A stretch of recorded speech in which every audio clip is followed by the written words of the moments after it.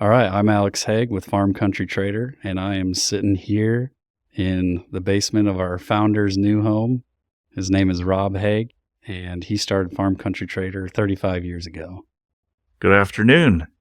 Thanks for having me over. Thanks for coming over. Welcome. Yeah, I've been here before, obviously, but for those that were at the farm show asking where you're at, they're wondering. And yeah, we're over here on the east side of Sioux Falls now, and yeah, just recording. We're gonna go into this and start with maybe what sparked the idea for Farm Country Trader. Yeah. So I've been giving that some thought, and that was almost 40 years ago now, and it just seems like yesterday in many ways, but in a lot of ways it seems like 40 years ago. Things were much different back then, but I was a college student at Augustana College here in Sioux Falls, and nearing graduation time, and all of my fellow students were all looking to go work for someone else. And I thought, why am I doing all this to go work for someone else? And so I had an idea to try what became Farm Country Trader, and had the courage to do it because we literally had nothing to lose. We weren't borrowing money. We were just making this work. And so I thought, I can always go work for someone else, but this was a once in a lifetime opportunity that if I were to go work for someone else, I'm not sure I'd ever get out of that rut, and it'd be stuck there forever. And as it turns out, 40 years later, I still haven't worked for anyone else. So it worked out. Yeah, it's pretty rare that people believe in themselves enough to do something like that. And yeah, I've heard that over the years. I know that a lot of my professors at school would preach that and say, you have nothing to lose right out of school. Right. So if you have an idea, now's the time. Exactly. Yeah, it was, and we did. The things just lined up, and I don't know how much detail you want, but all of it. Okay. Yeah, like I said, it was near my end of my senior year at Augustana, and it was time to do a senior internship. And back then, this seems like a small amount of money now, but I was going to end up paying about $4,000 to go work at some institution for free. Yeah, that sounds asinine. It was like, that was the reality of it. That was my final step in the process, was to go work for some institution. I was majoring in both business and health and hospital administration.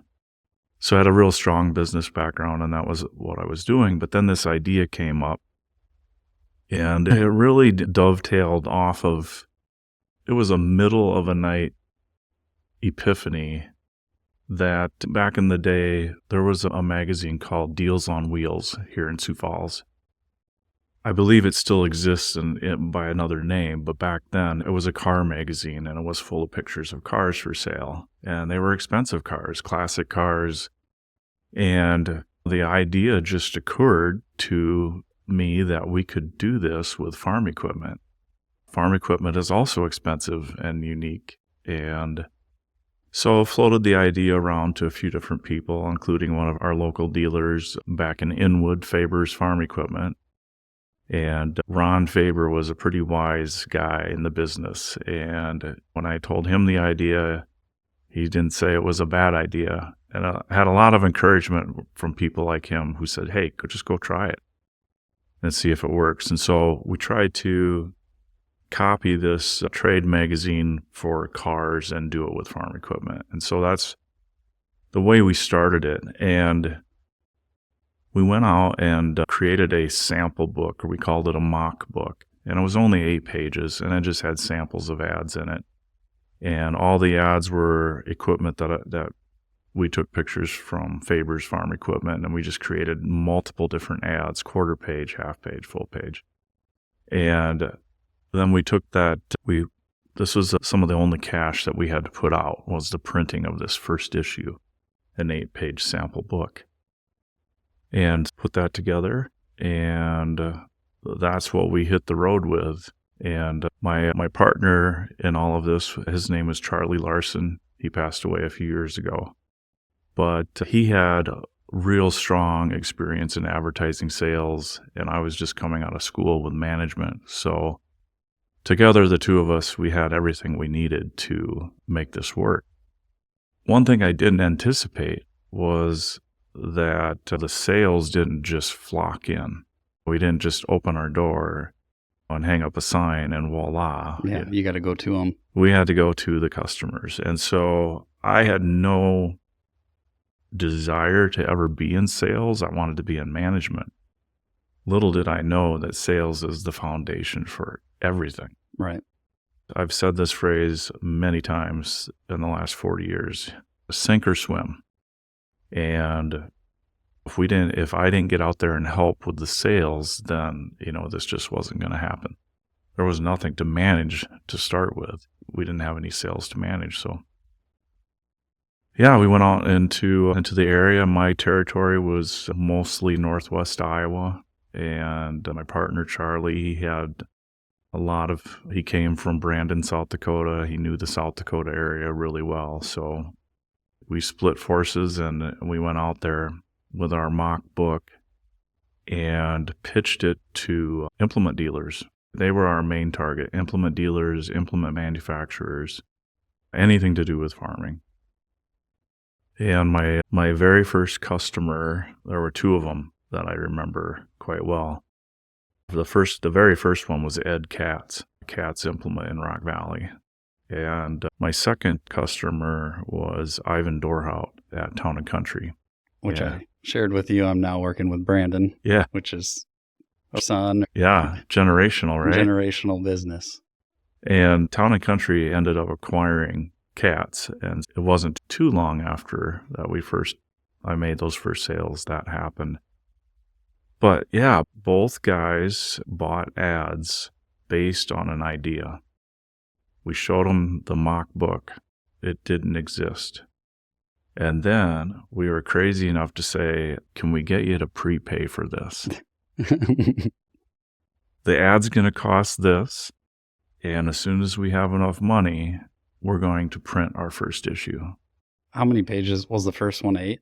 No, it was actually, I believe it ended up being 16 pages. Okay. And for those who don't know, when you start printing commercially the way we did, they come in pages of 8. Yeah. 8, 16, 24, 32. And yeah, I think our very first issue was 16 pages, maybe a little bit more. And we were super excited. Had a lot of yeses. I'd say more than 50% of the dealers we spoke with joined in. They were excited. They were excited. You knew it. Yeah, they were in on the idea. They understood the concept was targeted marketing specifically for farm equipment.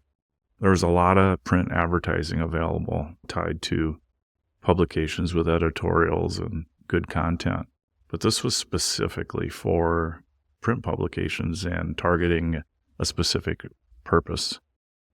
And yeah, they bought into it, and we printed our first issue, and I think the press run was somewhere around 20,000 copies. That's quite a bit, actually. Yeah.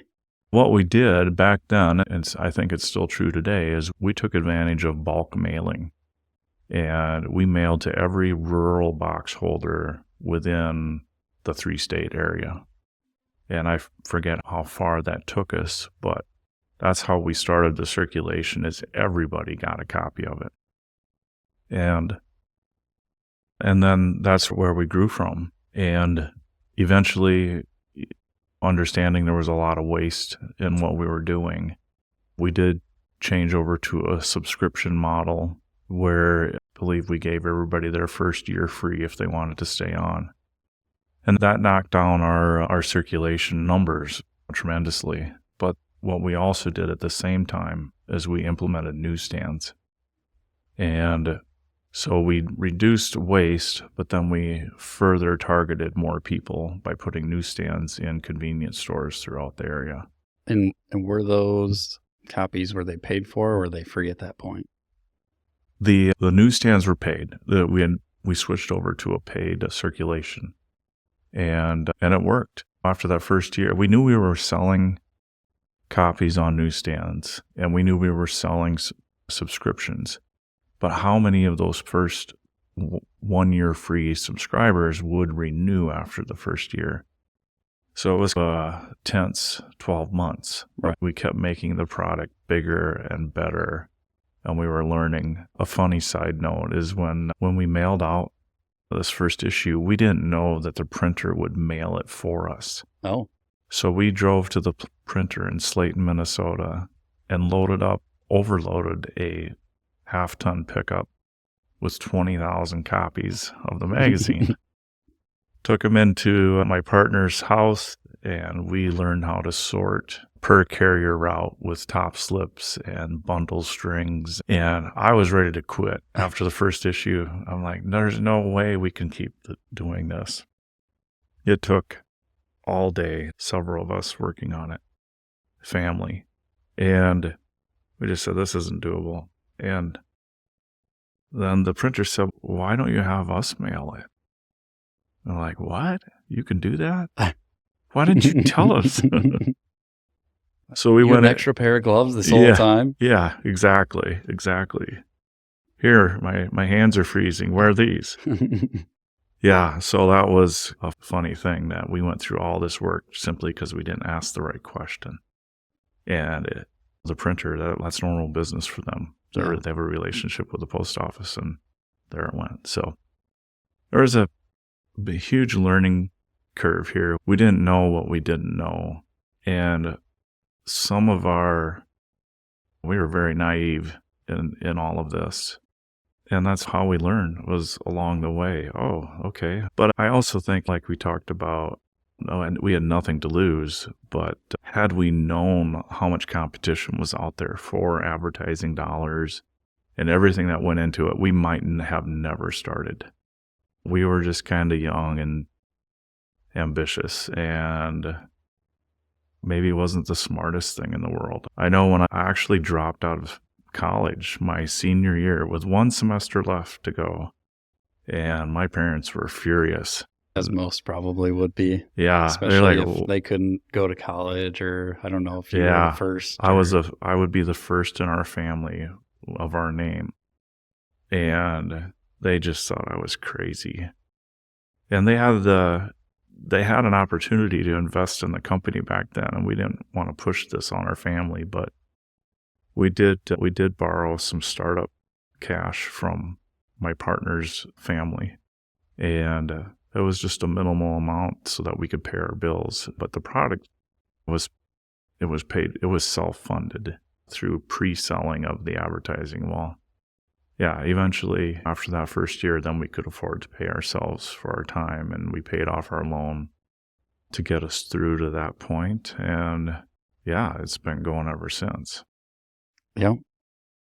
So you talked a little bit about some of your challenges, but I guess what do you think was the biggest challenge after you got Farm Country Trader started? There's other brands that came into the picture that are still around today too. What do you have to comment on that? I think our biggest challenge is what helped propel us to a lead position. The market was changing. This was 1989 when we started, and by 1997, 1998, I remember sending emails to Charlie, and I added some partners in this business. And I remember sending them an email saying, what do you guys know about this thing called the internet, and should we be in it?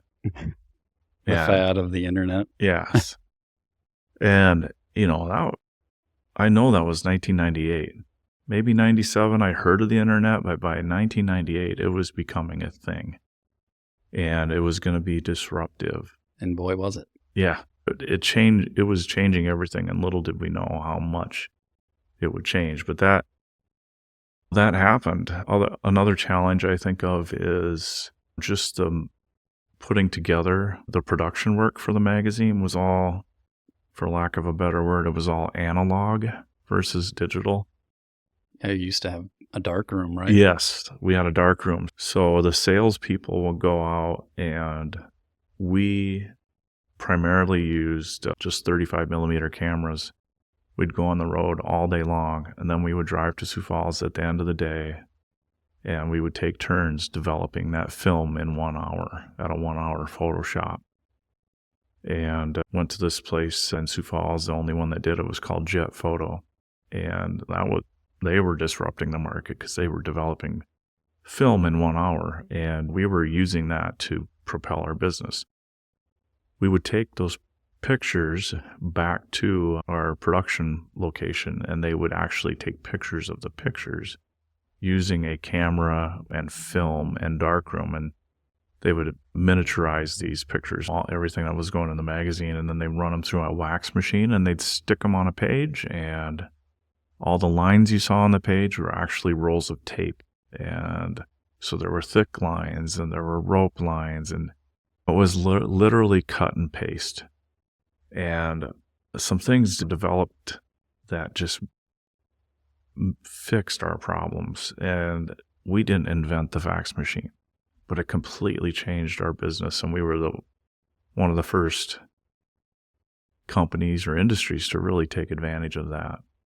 And desktop publishing, our very first Mac computer, I know, was over $10,000, and it was worth every penny. Wow. It did Can't even imagine. Yeah, and think of...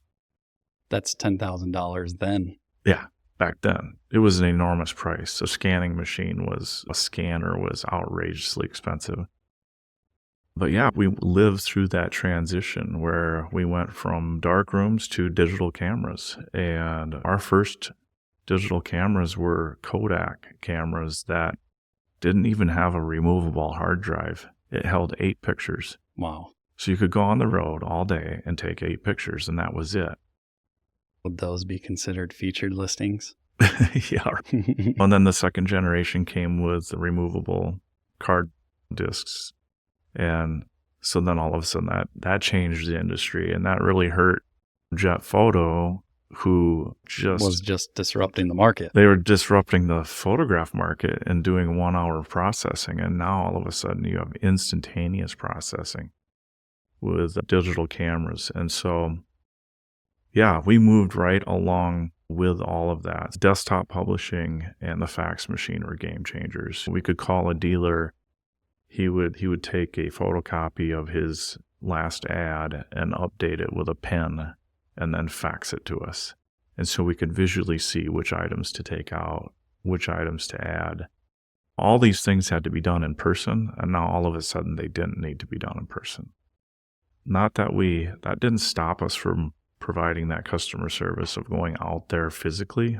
And people I know over the years have actually remembered that specifically. That was one of the differentiators in what we did, is we always had a salesperson visiting them. Yep. Even after. Yeah, even if we didn't have to. Our philosophy was, if you're going to go out and visit one customer 3 hours away, you might as well visit every one of them on your way back home. And we ran routes. That's what we did. We ran routes, and we saw people, and we helped them market their equipment or their product. And the majority of our time out there was actually doing the photography of the equipment. There are companies that eventually did that as a service all by itself. They'd just go out and merchandising. Yeah. So we were taking care of that for them. And and then we get up to 1998, and all of that changed yet again with the internet. And now it was not just the photographs, but it was the data itself. And yeah, a lot of people don't realize how much data we collect here at Farm Country Trader, but pretty much every hundreds of thousands of photos a day. Yeah. Everything is unique. It has a unique VIN. It's got features, hundreds of features potentially. Yeah. It's a lot of information. It's exponential amounts of information. When we used to take one picture of a tractor, and the last time I was involved in this, a good rule of thumb for any dealer was to have at least 30 pictures. Still the case. Yeah. I think you'll find if you go look anywhere, usually they try and aim for about 30 pictures of whether it's a car or tractor. Yep. Every angle. And now people want to get a video of you turning the Yeah. key and starting it. Yeah. Now there's video on top of it. And so this kind of segues into the next part of our business where everything went digital. Yeah. And we were no longer a print publication with a website. We became a website with a print publication. And the early days of digital and this internet, some of the pioneering things that we did was getting their inventory online, getting their both pictures and listings and in a searchable database. That's what we did. And we were so early into it that we only updated our website once a week. There was so much data. And this was before our high-speed internet. You think of a dial-up modem, nothing could transmit. Insert dial-up modem, terrible noise. Yeah. And nothing could be done online like that. Streaming was like a pipe dream. Right. I could pull out my phone and we can go Facebook Live right now. Exactly. But back then it was just slow. We bought every modem on the way up. Every internet service was replaced by something better. And we just kept moving up the line. But it did start with actually putting all of that data on a tape, driving it to our server in Sioux Falls at a server farm, uploading that data, which changed the website once a week. Once a week. Yeah. We've come a long way. Yeah. And then, DSL came to Inwood, and that was a huge deal because then we could start doing some things online. And then I forget what year it came. We were lucky to be one of the first with fiber optic pretty much everywhere. Well, that was yet again another game changer. Yeah, and people are still struggling to get fiber optic, and they live 20 minutes from Des Moines. Yep. A nice little benefit for us. Yeah. Again, as I think back, it was just leveraging the technology to do marketing. And it wasn't from 1989 to 93, it was all farm equipment. But then we realized we were driving by all these car dealers. Why don't we do a car magazine and a car website? So we started a car magazine in 1993. Car Truck Trader. Yeah. And we were publishing once a month. And that meant putting together a magazine in a week and printing it. And then what do you do with the next 3 weeks? And my partner taught me how to bow hunt deer. And so I got my experience in that. That was all fun. Work hard, play hard, but we wanted to work more. And in 1993, when we started the car magazine, then we took both of them every other week. So we were doing a magazine. We went from once a month to every week. I remember also for a few years, it was just 4 issues a month, and we had 4 off weeks in a 52-week year. And eventually we filled those as well with issues, and just the market changed so fast that if you took a week off, you were way behind. Yeah, it's crazy. And then years later, everything on the online world is so fast that vehicles sell quicker than you can get the printed copy to the rack. Yeah. And how do you keep up with that? Yeah. And how do you make everybody happy with it? Just became, with fiber optic, it just became it's just real time. It was live. Everything's live now and real time. And again, our print product was that public awareness face. Billboard advertising is still a thing. What's different? And these are your little billboards, and Yeah. they just happen to be Right. at 700 plus locations. So there's that brand awareness that you want to keep in front of people all the time. And the billboards are all still out there, but what's different is a lot of them are digital now. And if you want the premium spot, we're going to put you up there at 5:00. Yep. And Drive time. Yeah. Yeah. Look how that has changed, yet it's still billboard advertising. And yeah, it's just been interesting. And we were just in the right places at the right time. Another big thing that how we put everything up with a tape, a little computer tape. It looked like a big cassette, and loaded all that data But when you put it on the website, how do you search through that? And it was, I believe, in 2008 or 9, we joined an international marketing association called the International Classified Media Association, or ICMA. And we were one of only a handful of companies from the United States, and another 30 companies were from other countries. And I got recruited by one of the publications from the U.S. and did our first meeting in Europe and found out what they were doing online and with searchable databases. And that was really a defining moment in the whole business, was learning how to create that searchable database. And I think the word was faceted searching. And the people in this organization, they told us how to do it. And like, how, really? This is what you have to do. And back then, everything was open source software. And I remember it was a guy from Spain. He said, tell your programmers they have to learn Solr search engines. That's where it's at. We still use that. Yep. Yeah. So three of us went to Boston to a weekend learning event, and from that came home and built our own Solr engine. And we were doing online faceted search. I forget what year that must have been, around 2009. But back then, I would say it was almost like quantum computing today, because we could search through millions of photographs in just mere seconds. And we were handling huge amounts of data by the time we were doing this. Your inventory, you have 50,000 vehicles times 30 pictures each, or 50 pictures, or 100 pictures. And how do you process all that? It was through this search engine technology that kind of paved our way into that whole arena of online faceted search. And again, the business, this all started with Farm Country Trader magazine. And now we're into the digital world, and it's not just farm equipment and cars. We could now do homes, we could do real estate, we could do anything.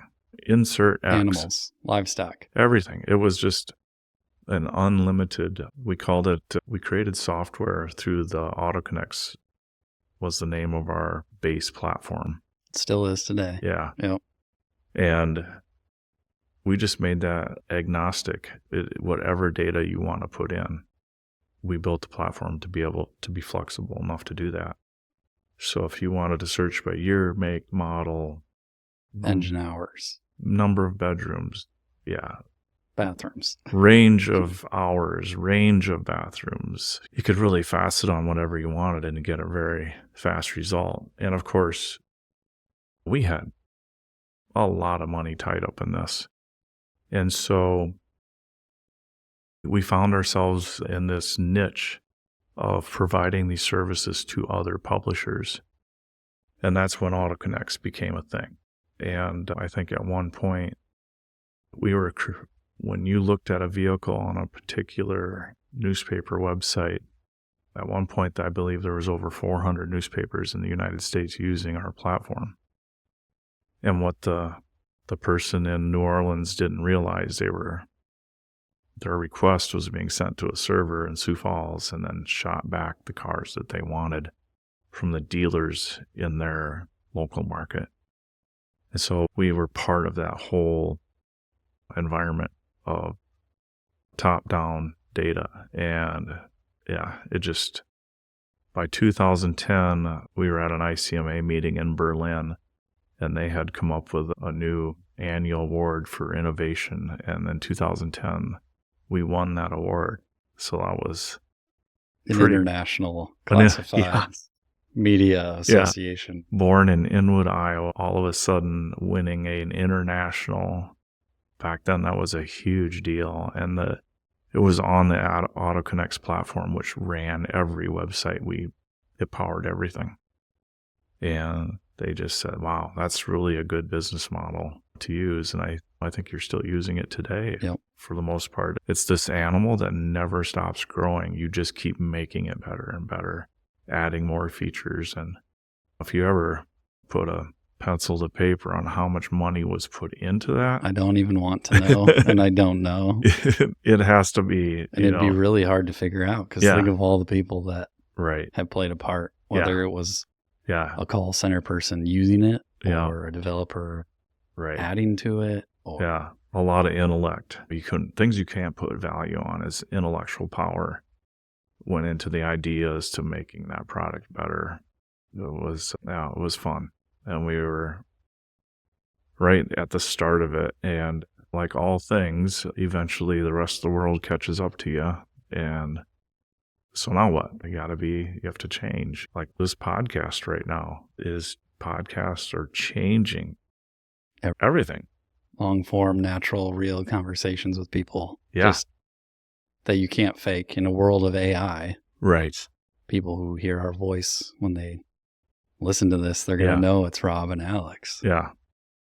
And who knows? AI can potentially fake that, but it's harder. Have to hack YouTube's system or Patreon's system after I've cut it and edited it. But the future is that went from the print age to digital age to this next level AI and quantum, and it's just mind-blowing. And people your age can look at that and say, hey, how can we could use that to do this? And I feel like I'm the old guy now, sitting back watching and scratching my head like, how are they doing that? Yeah, don't even try. It's not, I know enough to just enjoy life. But it's fun, and it's crazy. Yeah, it takes a lot to stay ahead of the game when it comes to technology. We're a technology company, and so trying to make sure that you're using the right AI tools, if you're even using them these days. People are scared of using them, but the one thing I've discovered with AI is it's a great tool to help you build a plan or something like that, but it still takes the follow through. AI can't do that for you. It still needs you. It's a tool, but it still takes a human entity to make it. Thank God. Do something. Yeah. They're not that smart. They don't go that far. We're getting towards the end here. And I guess one thing we wanted to get was just a memorable story that you have that you think people would find relatable or funny, or anything that you're willing to share when it comes to DCH. Farm Country Trader. Yeah. That's such a blank canvas, and there's so much paint to go on there. Spare the gory details. Yeah.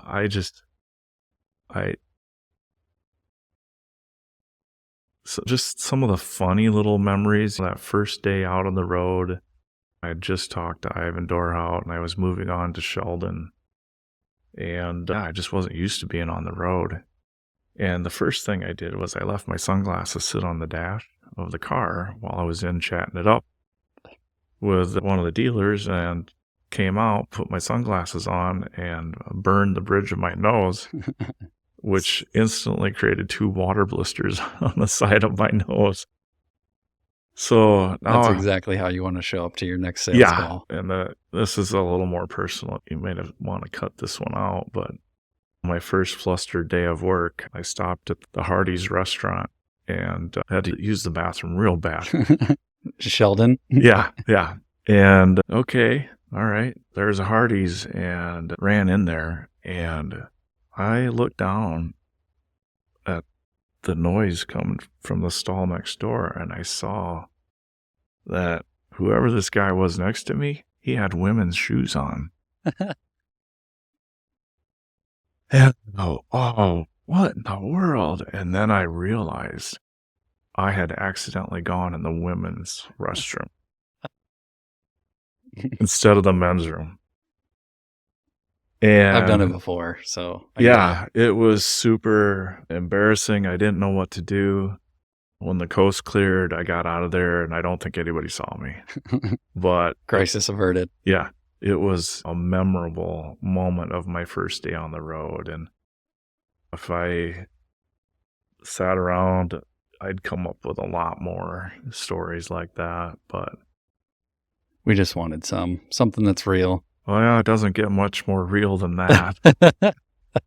Yeah, it was just with all the nerves of being on the road and being so scared to really talk to people. But it was just a quick lesson to learn that sales is all about communicating with people, and it's foundational.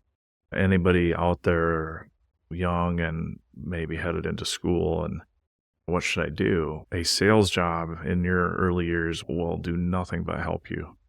If when you find that career or start that company, it's going to be your personal skills that are going to get you far. Right. And if you got an idea that you believe in, having sales skills to get other people to believe in it is cornerstone. Yeah. And I'd say with that, having good sales skills doesn't mean you're a good actor. No. It's everybody thinks of the slick back hair. Yeah. It's not, look it up in a dictionary and see this cheesy person there.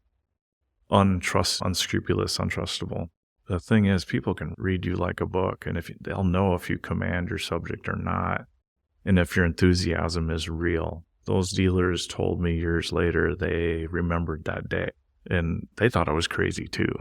Are you nuts? You have to be a little crazy to start a business, I figured out. Yeah. You want to do what? And you want me to pay for it? Yeah, but we won't cash your checks until we go to print. A little bit of trust there. Yeah, there was a lot of trust. And, there are a lot of guys that said, yeah, you show me the first issue and then come back. Yep. And so within a short time, I think we had a really high market share of people wanting to do what we were doing. And they were excited. And then it worked.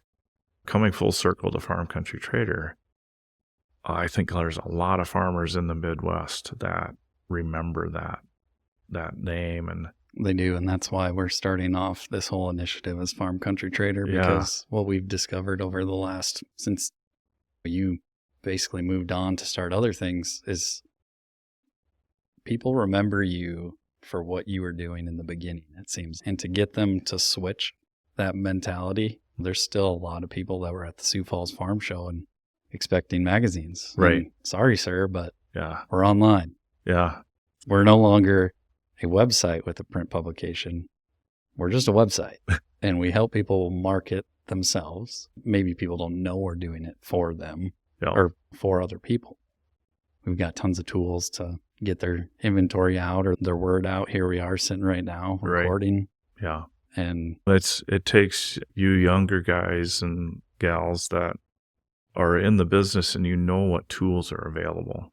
And that's half of it is you don't even know what tools are out there. And then you find out, oh, hey, a fax machine? Great. Desktop publishing? Great. And now it's even just software. Yeah. I have so many people ask me, what software are you using to do this and do that? Why am I telling people for free? Yeah. I spent so many hours trying to figure that out. Yeah. I think being the good guy in the business, everything comes full circle. If you help other people. And I do tell people, but I just try to make sure there's a connection and I know who they are first before I just go spilling the beans. And who knows, maybe I'm using there's probably something way better than the things that I'm using. But I think back to when we learned how to do that solar search. We didn't go broadcast from the world how to do that because we did spend a lot of time and money researching it. I went to Europe to find out about it. And then we went to Boston for training. And that all takes a lot of money. Then we had to buy the equipment. A lot of resources. Yeah, the equipment to power it. And a lot goes into that. And but you want to help people out, but you don't want to give them all of the tips and tricks that make you unique. Right. Yeah. Yeah. You've got your own lane. And it's good to stay in that. And we built those relationships through the years. I remember all this data, and we were becoming basically a data warehouse. And we at one point trying to tell people what we do, and AJ and I say, well, we do data management. Yeah. That doesn't mean anything to anybody. Or we're a data warehouse. So what do you do with that? But okay, we connect A to B or A to C, and we're the B in the middle. And with what we were doing, we were so early in what we were doing that this was quite a thing, that we connected to John Deere's entire database. Still got that going. Every John Deere dealer, and then Case IH at the time, they had a company that they used, and we integrated with those companies in real time. What does that mean? This was 20 years ago. A dealer would go on to his John Deere website, change the price of a tractor. It would, within minutes, change the price, if not immediately, on the dealer's website that we powered. Right. All of those integrations were built on relationships too. And it's just critically important in business too. Every business I've ever been involved with, you find out who your good partners are, and you work on those relationships, and you develop lifelong friendships. I'm still in touch with people that I worked with 40 years ago. And it's fun to reminisce about all this. Yeah, I remember that time we did this or that. And we worked hard, but we played hard too. If you wanted to hear all my play stories, we'd probably be here another hour. That's the after hours edition, the blooper reel exclusive. We often said, though, more business was done after hours than during business hours. Yeah, you really get to know people, and you can ask them the questions. Yeah. People are a little more open. Yeah. Trade shows were great, but it was the trade show didn't end at 4:00. It started after dinner, and just a lot of information was exchanged and relationships were built, and that's how you build a business, is communicate. Communicate and relationships, for sure, will take you plenty far. Yes. All right, so we're coming up on 50 minutes, and this is my favorite question to ask people, and it is, keeping in mind we recently had an election cycle, and it seems like there's a lot of, at least at the Sioux Falls Farm Show, a lot of high expectations and positivity for the future. What do you see? I like to ask people, what do you see on the horizon? What do you envision on the horizon? Maybe you can't see 5 years or a year, but when you look out, what can you see when it comes to our world, technology, where we're headed? And it's a very big question. And that's why it's my favorite. Yeah. I'm super excited for the future that we now have. Wasn't sure where we were headed, and things are happening, and just big things. AI and stem cell research. My vision problem is going to be fixed. How do you do that? We're gonna use stem cells from your own body to grow new organ, a new tissue for you, and repair you, fix you, and grow that back. And I'm like, you can't do that. Only God can do that, right? Yeah. You cut off your finger, you don't get to grow a new one. Well, that's not really true anymore. They actually can grow a new finger from your own cells.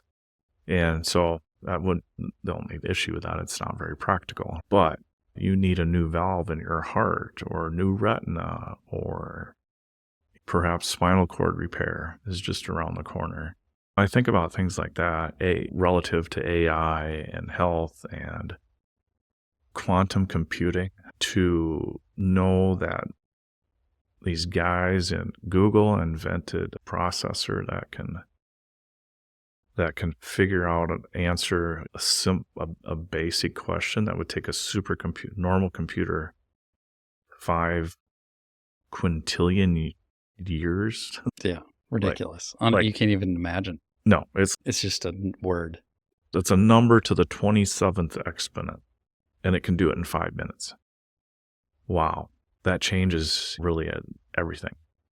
And I know things that I've just learned recently is I just didn't understand what's all the attention being paid to Greenland, for example. It's because the Arctic Seaway is opening. Well, what's that? Why all this talk about Panama and Greenland? What's the Arctic Seaway? It's a path basically from New York City to Alaska by going north. That hasn't been around for 1,000 years. That seaway's been covered in ice for over 1,000 years. Or every That's time going to change the world's logistics. it changes so many things. And then just yesterday, the very first publicly owned company put out a commercial jet that was faster than the speed of sound. I'm not sure where that fits within what we used to have. What was that hypersonic plane? Concorde. Yep. Yeah, somebody has built another Concorde, it seems, and so I don't know how they can say they were first, but it's a game changer. Commercial, maybe, who knows what the word play is there, but or would have the people at Starlink who were very confident we're gonna put a person on Mars. I'm excited about getting satellite connectivity on my cell phone. Yeah. I can't wait. I cannot wait. All of that. I'm so tired of the hills and valleys between Sioux Falls and Inwood. So basically Starlink direct to your phone. Right. Yeah. And of course, the Musk man said within the last week, and in 3 days, we're going to try it out. Uh-huh. Yeah. What's next? What's next? Yeah. And what does that do to the cell phone companies?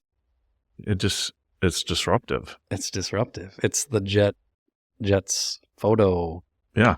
In an hour. Yeah. Kodak cameras. Kodak cameras Film. supposedly had digital cameras before anybody. Yeah. And they never released it. Yeah. Things are changing. It's hard to keep up with what's happening in news and technology every day. It's exhausting. It is. And I know, that your average working family doesn't have time to even follow all that. No. They catch the highlights here or there from 5 kids, 1 kid. Yeah. It's work to figure it out. Yeah. And you can get an indication of what's happening from the stock market. We thought we were years ahead of China in AI, and then come to find out 2 days ago, we're not. Oh, really? Maybe a little naive, but yeah, I'm not terribly surprised, but at the same time, we're not seeing what everybody's got. The Grok 2 is out, but there's a Grok 3. Yeah. And Grok 3 is going to be able to do text to video. So you want to see something, you just type it up, and next thing you know, you've got a video. Yeah. Why did that big music producer shut down his multi-million-dollar production facility for video? Yeah. This is why. Right. I remember years ago when digital was the thing, how the really smart people in the room were saying video is just going to change everything. Video is going to dominate people's lives. Their screen time is going to go way up, and they weren't wrong. Yeah, the stock market kind of gives you a clue of what areas or any significant happenings. You can glean that from what happened in the market today, whether it's a medical breakthrough or technology, server farm technology. There's so many things that they're working to improve. The new billion-dollar, multi-billion-dollar, what's it called? Stargate down in Texas? See, what's crazy is you for sure know way more than me. I just started watching I just learned that there's the show on Amazon Prime for free, Stargate. So I started watching it. It's so cheesy. The original Stargate? Yeah. Oh, SG-1. yeah, no, this is different. Yeah, this is AI stuff and quantum computing. And yeah, one thing's for sure, it's going to take a lot of power. So it sounds like nuclear power is going to make a big return. People that left that whole industry seem to be changing their mind on its optimism and capabilities for the future. And it's cleaner and safer than the stigma it's had. How much of that was really true? Well, think about how many people have so much money tied up in energy. I'm not trying to go too far down the rabbit hole, but you opened the question. You started this. And I hear things that make sense. Like, we've been powering this aircraft carrier with a little miniature nuclear reactor for 50 years. We've never refueled it. Well, why not power a data center? That technology, if you can fit it in an aircraft carrier. And submarines have already been using them Yeah. forever. That's just a long tube too. Yeah.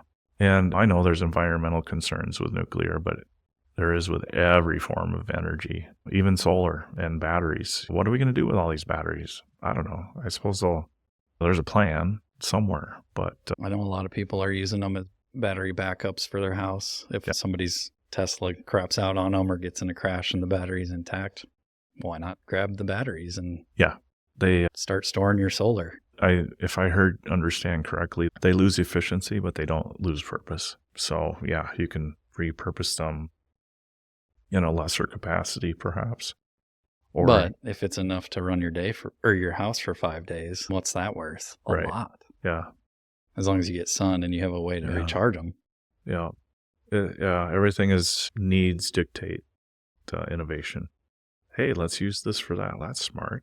Yeah, we should do that. No doubt. We're right at an hour. It's been a pleasure. And we're going to wrap this up. So is there anything that you'd like to promote? Any socials, any projects you're working on? Where do people find you? That's a good question. We started a nonprofit, as it's called, Brews for Blindness. And we leverage the kind hearts of the craft brewing industry to help support what is happening at the University of Iowa's Institute for Vision Research. And I keep in touch with them still. And we're in this holding pattern, waiting for FDA approval to actually do human trials of the discoveries they've made. And it's taking longer than we thought, but there's a lot of changes happening in the FDA right now that may speed this up again, bringing these cures to market sooner rather than later.